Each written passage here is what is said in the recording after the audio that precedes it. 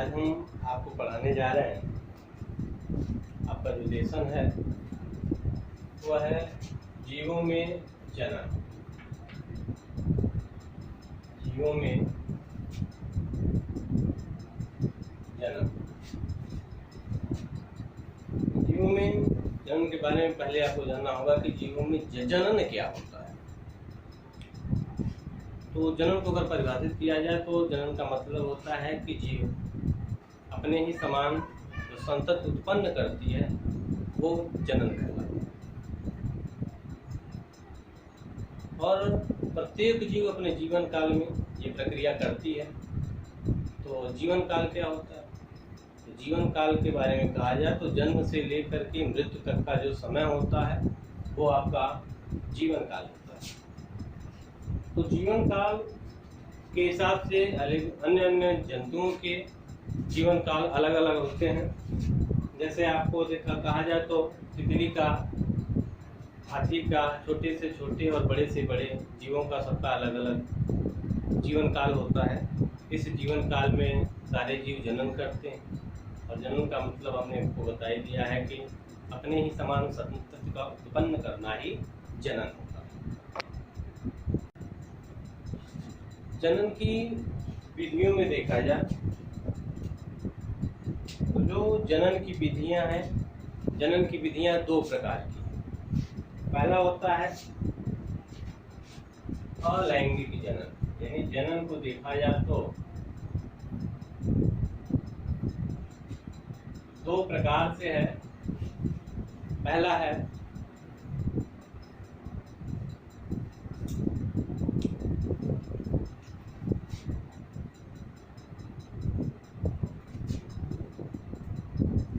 अलैंगिक जनन और दूसरा है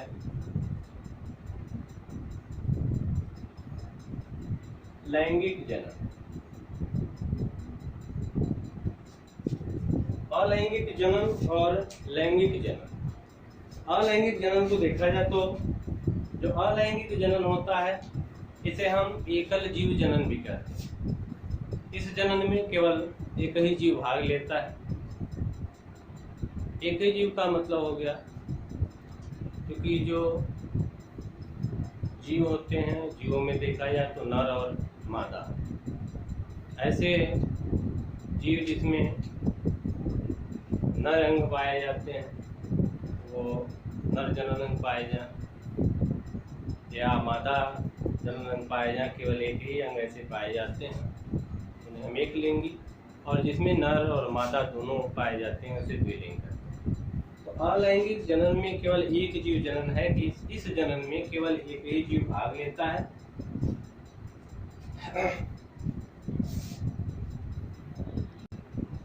और इससे उत्पन्न जो जीव होते हैं वो हूबहू अपने मातृ कोशिकाओं की तरह होते हैं, मातृ पौधे की तरह होते हैं, एकदम सेम टू सेम होता है। अर्थात इसमें जो लक्षण होते हैं, आनुवंशिक लक्षण, वो सेम टू सेम होते हैं। इसे हम क्लोन भी कहते हैं।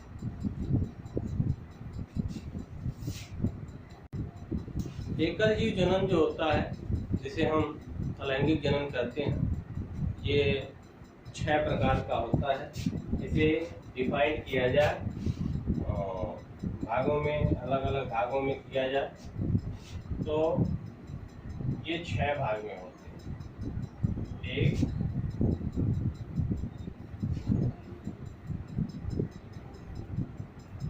4,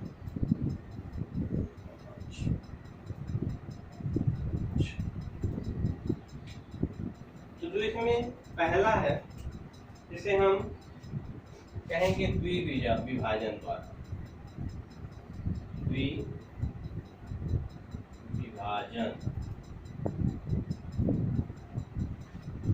द्विविभाजन का मतलब क्या होता है कि जब कोशिकाएं 2 भाग में बट जाती है, वैसे ये प्रोटोजोआ संघ में इस प्रकार की प्रक्रिया होती है, जैसे अमीबा है, पैरामीशियम है, इन प्रकार के जंतुओं में द्विविभाजन होता है। द्विविभाजन के अंतर्गत जो होता है ये अंग्रेजी में इसे बाइनरी फिजन भी कहते हैं। इसमें जो प्रोटोजोआ संघ के जंतु है, इसमें सूत्री विभाजन होता है। सूत्री विभाजन में होता क्या है कि ये कोशिकाएं दो भागों में विभक्त हो जाती हैं और दो जीव तैयार हो जाता है। जैसा कि हमने आपको बता दिया द्विविभाजन, बाइनरी फिजन, जिसमें कोशिकाएं दो भाग में बांटती है। जैसे ये मदर सेल्स है, मदर सेल्स में ये क्रोमोसोम्स हैं, इन्हीं का विभाजन होता है। इनके विभाजन में देखा जाए तो होता क्या है कि इनके जो आप इसके पहले सेल डिवीजन पढ़े होंगे, कोशिका विभाजन पढ़े हैं। कोशिका विभाजन में दो प्रकार के विभाजन होता है, कैरियोकाइनेसिस और साइटोकाइनेसिस। कोशिका तत्व विभाजन और केंद्रक का विभाजन होता है। इसमें केंद्रक में होता है क्या है कि ये चीज इन कोशिकाओं में दो भाग में ये बट जाते हैं। बटने का मतलब इसमें इस प्रकार से खिंचाव होता है और फिर अगली स्थिति में आता है ये ऐसे और इस प्रकार से ये यहाँ हिस्सों में और यहाँ हिस्सों में दो भाग में बट जाते हैं। और बटने के बाद फिर जो ये होता है दो प्रकार की कोशिकाओं में इस प्रकार से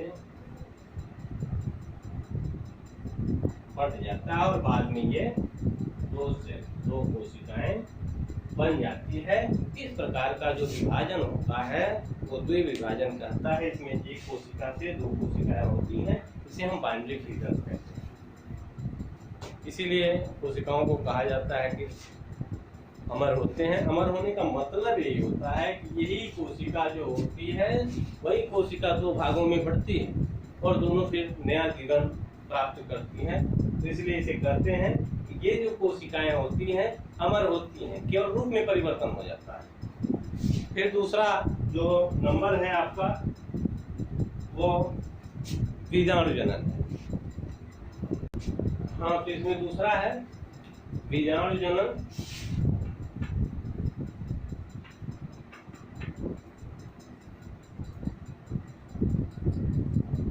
बीजाणु जनन जो होता है ये शैवालों में,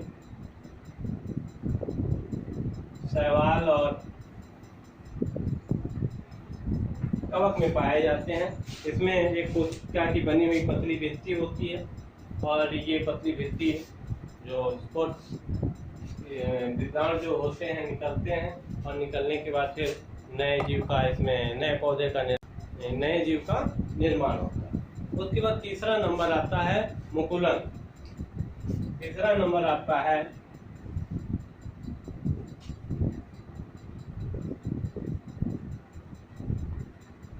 मुकुलन, जिसे हम बडिंग्स कहते हैं। बाई बडिंग्स के द्वारा भी ये आपके जनन होते हैं। बाई बडिंग्स का मतलब जैसे कलिका तो नहीं कहते, न्यूमरस अलग होगा। बाई बडिंग्स जो होता है यह हाइड्रा में पाया जाता है। हाइड्रा में नहीं, ईस्ट में पाया जाता है। इसमें जो ईस्ट की कोशिकाएं होती हैं, एक मिनट, जो ईस्ट की कोशिकाएं होती है समझने के लिए इसे हम मिटा देते हैं। मुकुलन्स में, बडिंग्स में जो होता है ये इस प्रकार की ये कोशिका हो गई और इन कोशिकाओं में ये रंग हो गए और ये केंद्रक होता है। यहाँ वैक्यूल्स होती हैं। इसमें होता क्या है कि जब मुकुलन की स्थिति आती है तो इस स्थिति में ऐसे उभार आ जाते हैं और उभार आने के बाद जो ये न्यूक्लियस है, न्यूक्लियस इस प्रकार की स्थितियों में बट जाता है और बटने के बाद जो थर्ड स्टेज आती है, थर्ड स्टेज में इस प्रकार की ऐसी स्थितियां आ जाती हैं और इन स्थितियों में ये भाग न्यूक्लियस का और ये भाग अलग अलग होता है और फिर इस प्रकार की स्थितियां होती हैं।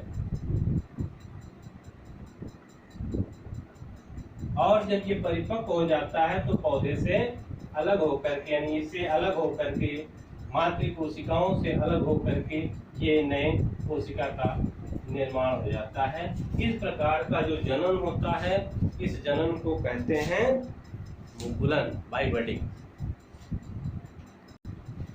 फिर अगला जो होता है 3 हो गया। चौथा नंबर कलिका। कलिका द्वारा यानी पाइजिम्यूल्स। इसमें होता क्या है कि कुछ ऐसे पौधे होते हैं जिनकी पत्तियों के अग्रभाग में छोटी छोटी संरचनाएं, हरे रंग की छोटी छोटी संरचनाएं हो जाती हैं, और ये संरचनाएं जब परिपक्व हो जाती हैं तो परिपक्व होने का वे कलिका का रूप धारण कर लेती हैं और फिर पत्तियों से अलग होकर के नए पौधे का निर्माण करते हैं। तो इस प्रकार की बीज जो होती है इसे हम कलिका के द्वारा कहते हैं। इसके बाद फ्रेगमेंटेशन है। 5वां नंबर आपका आता है फ्रेगमेंटेशन, खंडीभवन।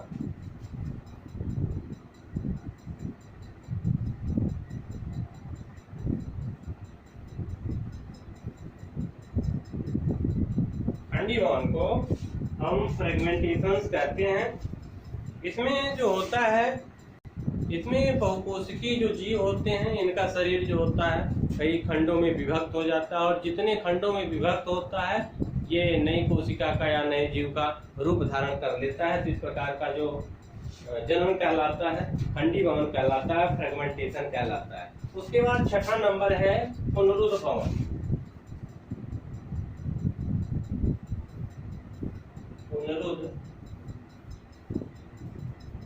पुनरुत्भवन जिसे हम रीजनरेशन कहते हैं। रीजनरेशन में लगभग खंडीभवन और रीजनरेशन के लगभग उदाहरण सेम टू सेम ही है, लेकिन जो आपका पुनरुत्भवन है, पुनरुत्भवन में होता क्या है कि किसी भी जीव को कई खंडों में विभक्त कर दिया जाए, छोटे छोटे भागों में तोड़ दिया जाए, और जितने भी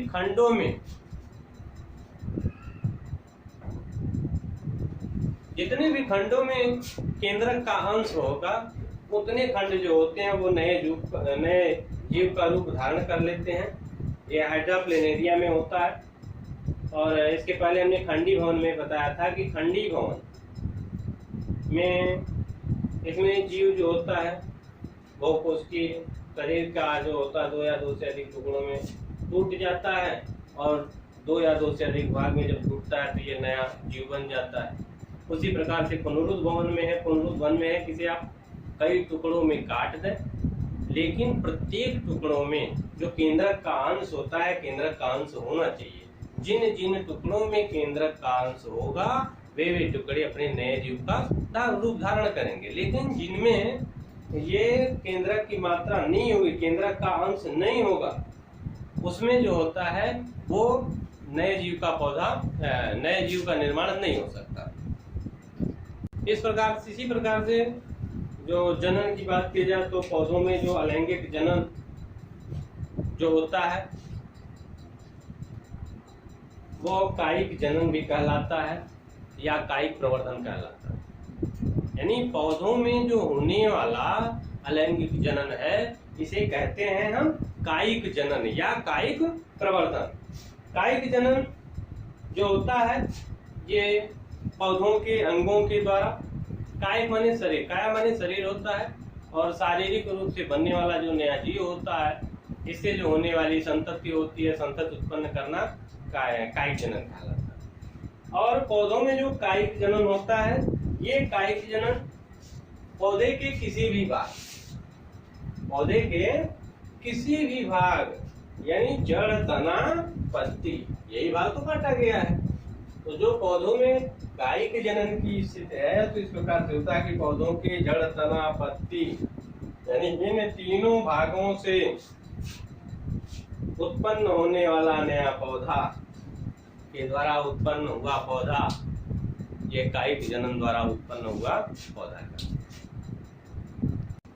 और ये कायिक जनन जो होता है, जो निम्न श्रेणी के पौधे होते हैं इनमें अधिकाधिक ये कायिक जनन पाया जाता है। लेकिन जो उच्च श्रेणी के पौधे होते हैं, उच्च श्रेणी के पौधों में ये जो जनन होता है दो प्रकार का होता है, प्राकृतिक और कृत्रिम।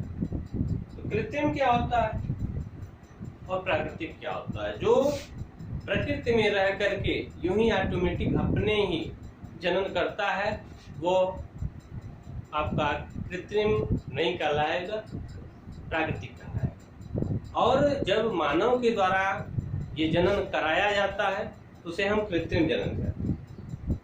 तो कृत्रिम जनन और कायिक प्रवर्धन या कायिक जनन को, जो आपके अलैंगिक जनन के बाद जो कायिक जनन की बात की गई, तो कायिक जनन में हमने आपको बताया कि प्राकृतिक और कृत्रिम जो निम्न श्रेणी के पौधे होते हैं उसमें सामान्य रूप से पाया जाता है, जबकि जो उच्च श्रेणी के पौधे हैं इसमें दो प्रकार से होता है, प्राकृतिक और कृत्रिम। तो कोई भी अंग या रूपांतरित भाग जब मातृ कोशिका से अलग होकर के नया पौधा बनता है तो ये आपका प्राकृतिक जनन कहलाता है। और कृत्रिम जो होता है ये मानव के द्वारा प्रवर्धित किया गया होता है, मानव के द्वारा किया गया होता है। जो प्राकृतिक कायिक प्रवर्धन या जनन की विधियों को देखें तो पहला की बात किया जाए तो भूमिगत तना, ऐसे तने जो भूमि के अंदर होते हैं भूमिगत तना कहलाते हैं। भूमिगत तना के अंदर आपका ट्यूबर है, कंद। इसमें कंद का मतलब जैसे आपने आलू देखा होगा कि इसमें आलू में जो कक्षस्थ कलिकाएं पाई जाती हैं जो सल्क पत्रों के द्वारा ढका रहता है, और बाद में ये जब अनुकूल परिस्थितियां आती हैं, अनुकूल परिस्थितियों में ये अंकुरित हो जाता है और अंकुरित होकर के नए पौधे का निर्माण करता है। उसके बाद दूसरा आता है प्रकंद। ये भूमिगत तना मृदा के भीतर समांतर या क्षैतिज वृद्धि करता है। यानी कंद में इस प्रकार की संरचना या आलू है, इसमें छोटे छोटे आंख होते हैं, और बाद में जब ये आपके अनुकूल परिस्थितियां अनुकूल समय आते हैं तो फिर यहाँ से अंकुरण हो जाता है, ये अंकुरण होता है, ये कंद होता है। और कंद के बाद आता है प्रकंद। यानी ऐसा भूमिगत तना जो मृदा के अंदर, मिट्टी के अंदर समांतर या क्षैतिज वृद्धि करता है। यानी जो वृद्धि होती है वो इस प्रकार से वृद्धि हो, यानी वृद्धि करने की स्थितियां ऐसी हो, ये क्षैतिज कहलाती हैं या समांतर कहलाती हैं। तो क्षैतिज और समांतर वृद्धि करता है तो वो प्रकंद कहलाता है। और प्रकंद के अलावा हाँ, इसमें भी जो होता है प्रकंद में भी यहाँ से ये पत्रों के द्वारा परसंधियां ढकी रहती हैं और समय की स्थिति में आने पर ये यहाँ से अंकुरण हो जाता है आगे की तरफ से। इस प्रकार के जो प्रकंद होते हैं, इन प्रकंद को देख, इसके अंतर्गत अदरक और हल्दी आता है। हल्दी और अदरक जो होता है वो प्रकंद कहलाता है। इसके बाद आता है घन कंद।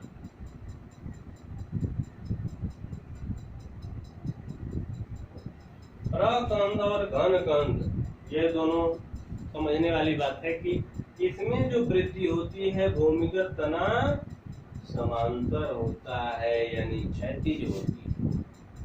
लेकिन घन कंद में क्या होता है? घन कंद में जो वृद्धि होती है इस प्रकार से होती है, इसे जैसे आपका भंडा हुआ, भंडा होता है, भंडा देखो, भंडे की वृद्धि इस प्रकार से होती है।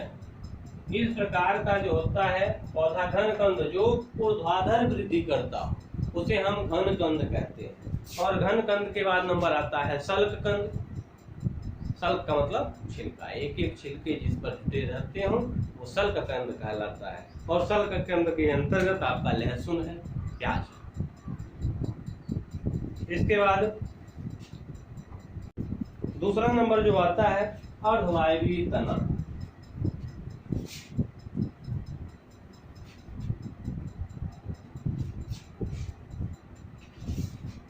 अर्धवायवीय तना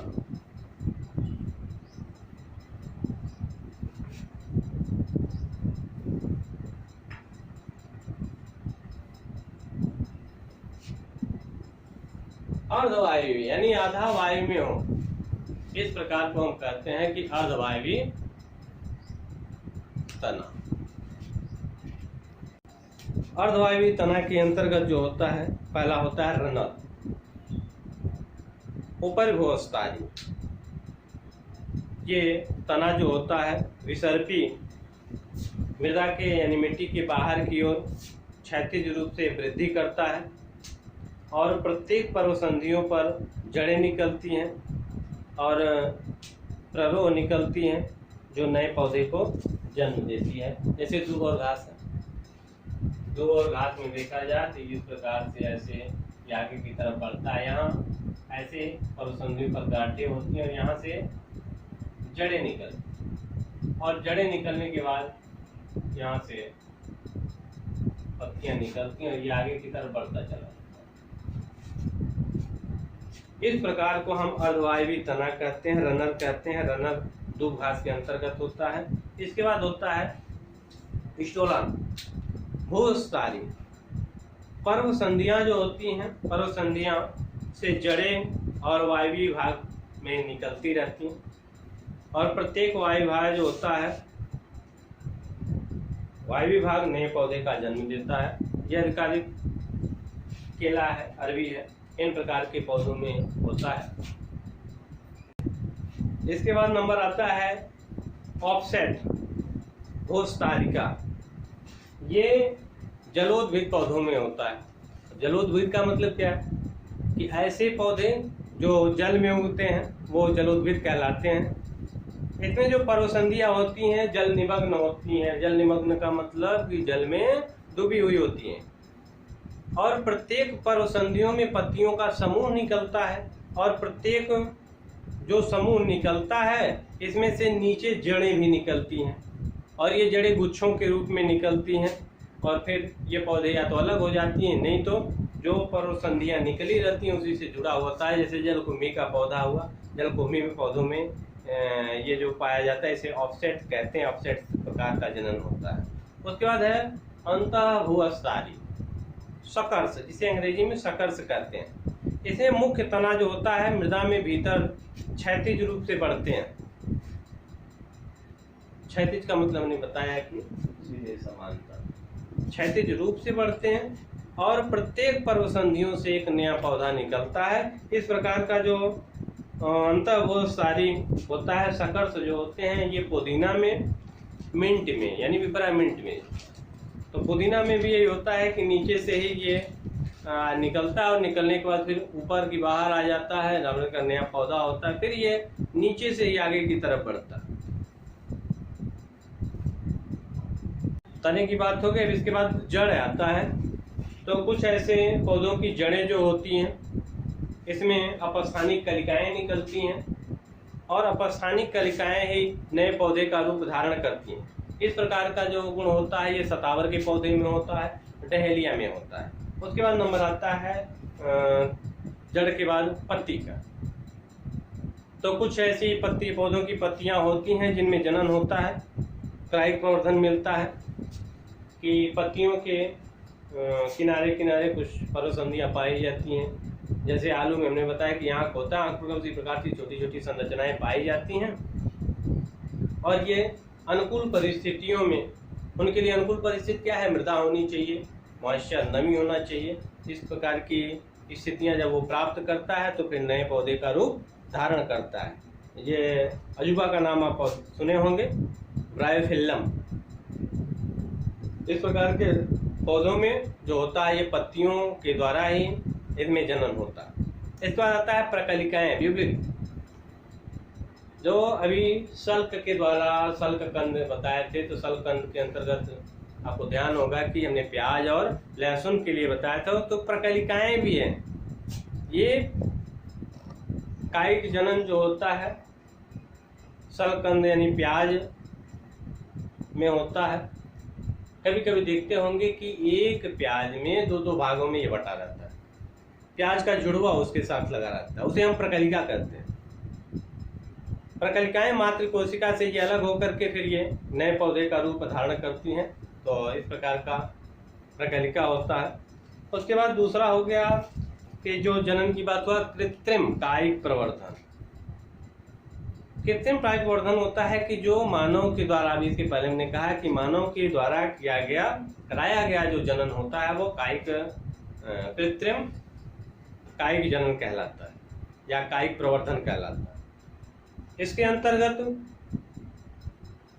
3 विधियां होती हैं, कलम लगाना, दाब लगाना और रोपण करना। कलम लगाने के अंतर्गत होता क्या है कि जिन पौधे का कलम लगाना होता है उस पौधे की जो परिपक्व टहनियाँ होती हैं, नए कुंपल्स वाले नहीं करते हैं, जो पुरानी टहनियाँ होती हैं उन टहनियों को छोटे छोटे टुकड़ों में करके मिट्टी में लगा देते हैं। इस प्रकार का जो होता है इसे हम कलम कहते हैं। दूसरा होता है दाब कलम, यानी दाब कलम भी कई प्रकार का होता है। जैसे पौधा है, इस प्रकार के पौधे हैं और पौधे की इस भाग को ऐसे खींच करके दबा दिया जाए, मिट्टी में दबा दिया जाता है और दबाने के बाद फिर यहाँ कुछ समय के बाद जड़ें निकल जाती हैं और फिर इसे अलग कर दिया जाता है। तो इस प्रकार से अलग करने पर ये नए पौधे का जन्म होता है। इस प्रकार को हम कहते हैं दाब कलम लगाना। तीसरा होता है रोपण। रोपण के लिए इसमें 2 चीज जरूरी है, जानना जरूरी है। पहला स्टॉक और दूसरा श्यान। रोपण में जो नई किस्म की जो बनाई जाती है, नए किस्म के पौधों को बनाने की प्रक्रिया ये होती है। तो इसमें 2 भाग अलग हमने आपको बताया कि स्टॉक होता है और श्यान होता है। तो स्टॉक क्या होता है? जड़ सहित, यानी जिसमें जड़ पाई जाती है, जड़ सहित पौधे के कटे हुए भाग को, यानी नीचे वाला भाग जो होता है वो स्टॉक होता है। और दूसरा पौधा जिस प्रकार की क्वालिटी आपको बनानी है उसकी टहनियां जो कहलाएंगी, जिसको आप स्टॉक में लगाएंगे उसे हम श्यान कहते हैं। यानी जिसमें जड़ लगा हुआ है वो स्टॉक है और जो लगाएंगे वो श्यान कहलाएगा। तो स्टॉक और श्यान आप अधिकाधिक जो होता है आम, नींबू, सेव के पौधों में इस प्रकार की विधियों का प्रयोग करते हैं। क्योंकि इस विधि में होता है क्या है कि आप जो ही ये प्रक्रिया, रोपण की प्रक्रिया हो जाएगी तो अगले सत्र से जो होता है, इसके आने वाले सत्र से आपको फल प्राप्ति हो जाती है। दूसरी चीज कि आपका जो बेकार प्रकार का जो स्टॉक था, यानी पहले आपका पौधा था, अच्छी क्वालिटी के फल नहीं देते थे, तो उसे आप समाप्त कर दें और समाप्त करने के बाद दूसरी क्वालिटी के नए पौधे आप लगा दें, अगली बार फल ले लें। या कभी कभी ऐसा होता है कि आप बिना फल देखे, या आपको पता है कि ये जो हमारा स्टॉक है अच्छी क्वालिटी का सीड नहीं था, तो इस प्रकार की स्थितियों में आप अच्छे किस्म को प्राप्त करने के लिए ये रोपण की विधियां करती हैं। रोपण की विधियों में सबसे विशेष तौर से ये है कि रोपण में विशेष तौर से ध्यान देना चाहिए कि जो कैम्बियम है, कैम्बियम को विशेष तौर से देखते हैं कि जो स्टॉक का कैम्बियम है और श्यान का कैम्बियम, स्टॉक और श्यान का कैम्बियम एक सीध में संपर्क में होना चाहिए, एक सीध में हो। ऐसे सीध करने में होता क्या है कि जो पौधे का जाइलम होता है, जाइलम का जाइलम से संपर्क में हो जाता है और फ्लोएम का फ्लोएम से संपर्क में हो जाता है। ये सबसे जरूरी है। जैसे परिवहन तंत्र है, अगर किसी की उंगली कट गई या हाथ कट गया, अगर जोड़ा जाता है तो उसकी जो कटी हुई स्थिति है, जिसे हम आपको कहेंगे स्टॉक कहेंगे, और जो कट के निकल गया तो उसे श्यान कहेंगे। जब जोड़ा जाएगा तो जोड़ने की स्थिति में दोनों नस को मिलाने के लिए, यानी नस दोनों एक दूसरे से मिलना चाहिए।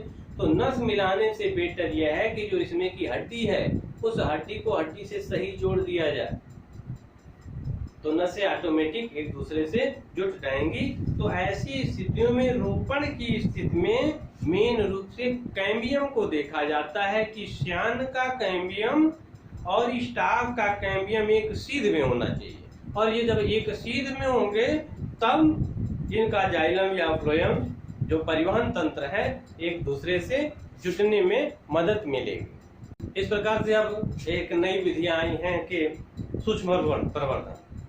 इस विधि में जो मातृ पौधे होते हैं, मातृ पौधे के छोटा सा ऊतक लेते हैं और इस ऊतक को हम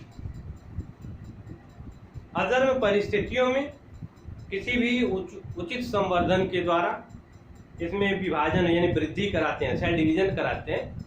जब सेल डिवीजन कराने का मतलब हो गया कि इसमें वृद्धि करते हैं, और वृद्धि करते हैं तो वृद्धि करते समय वृद्धि करते करते वो एक गुच्छे का रूप धारण कर लेता है। इस गुच्छे को हम कैलस कहते हैं। कैलस को लंबे समय तक गुणन के लिए सुरक्षित रखा जा सकता है, और जब भी आवश्यकता पड़े यानी आवश्यकता पड़ने पर हम कैलस का छोटा टुकड़ा ऐसे माध्यम में स्थानांतरित करते हैं जहां वो वृद्धि करके एक नन्हे पौधे का रूप धारण कर लेता है। इस विधि को हम सूक्ष्म प्रवर्धन कहते हैं। इस विधि में गुलदाउदी आर्किड के पौधों का हम सूक्ष्म प्रवर्धन करते हैं। इसमें जो पौधे के जनन में है, कायिक जनन का लाभ क्या है, इसका महत्व क्या है। तो पहली चीज है कि ये जो विधियां हैं ये सस्ती है और आसान है। दूसरी चीज कि इस विधि में जो पौधों की वृद्धि होती है वो तीव्रता से होती है, और इसका फल हम जल्दी प्राप्त कर लेते हैं। जैसे आम का पौधा है कि आम का पौधा आप लगाते हैं तो लगाने के कम से कम 5 वर्ष बाद वो कायिक जनन हेतु या वो जनन हेतु तैयार होता है, वो जनन अवस्था को प्राप्त करता है। तो इसे हम 5 वर्ष के अतिरिक्त हम एक ही साल में फल लेना चाहें तो इस प्रकार के हम जनन के द्वारा, कृत्रिम जनन के द्वारा हम इसे फल जल्दी से प्राप्त करते हैं। दूसरी चीज कि ऐसे पौधे जिसमें बीज नहीं बनते हैं उनके लिए केवल यही एक मार्ग साधन है, उनका कायिक जनन। इससे जो उत्पन्न पौधे होते हैं वो सबसे अच्छा गुण यह है कि ये रोग रहित होता है। और आप लोग सब्सक्राइब का बटन दबा करके बेल आइकन जरूर दबावें, क्योंकि जो ही फिर हम अगला वीडियो डालेंगे तो आपको तुरंत मैसेज मिल जाएगा, तो जिससे आप पहले ही आप इसे देख लेंगे। तो विशेष तौर से सब्सक्राइब का बटन दबावें, उसके बाद एक घंटी का है बेल का आइकन है उसे दबावें, जिससे आपको नए वीडियो आपको प्राप्त होते रहेंगे। इसके बाद हम